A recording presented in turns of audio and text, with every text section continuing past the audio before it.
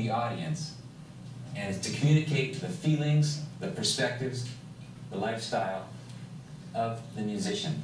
It's a performer's art. So let's put down composition. Composition. Let's put a slash, and let's put performance. Performance. Good. Now we're going to touch on a few of these things as we talk about the history and the development of jazz in the United States. Let's look at this, at the birth site, the nest from which jazz really began. Does anybody know what continent jazz music finds its beginnings in? Africa, absolutely. Africa. Now let's make a little geographic Africa flowchart for the development of jazz. Jazz went from Africa to where? America. And let's just put America. Let's not say United States. Let's put America.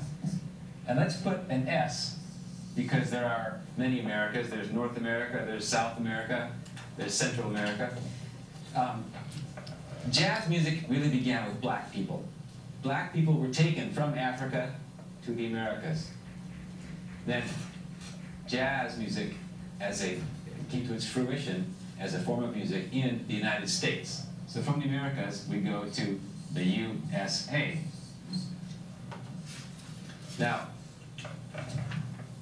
jazz music is primarily, some people think only, a music of the black voice.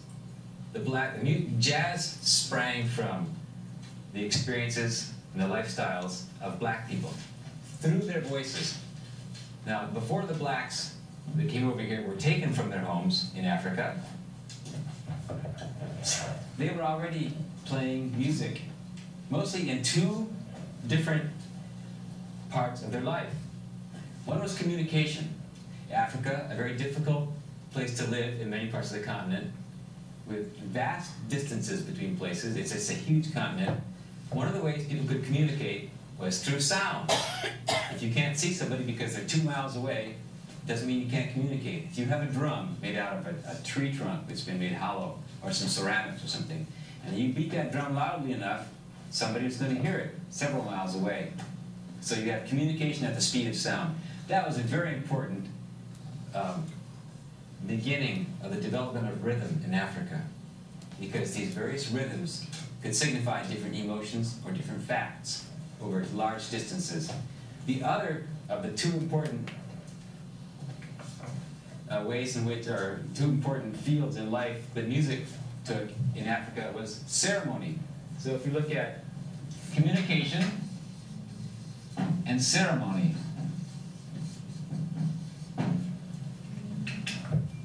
dances, funerals, births, places like that, people would sing. Now, of course, when the blacks were brought over here, were they brought as teachers? Were they brought as instructors? Were they brought as musicians? What were they brought as? Slaves. As slaves. And one of the first things that the white masters learned to do to control these people more effectively was to strip away their culture. They could not, however, strip away their desire to sing, their desire to communicate. So although their native languages, their native songs, their native religions were banned, they were not prohibited from singing. Now, most of them were working in the fields, tobacco, cotton, other agricultural pursuits. One of the earliest forms of music that is uniquely American was the field holler. There'd be a crew of blacks working in a field and a leader.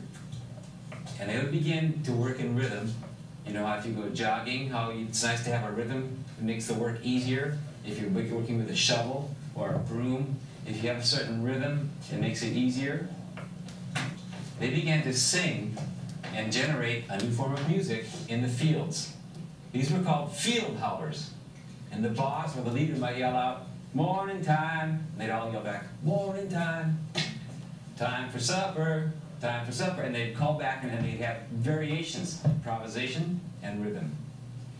Another aspect of their lives in which music developed, of course, was religion, as they had in their homes.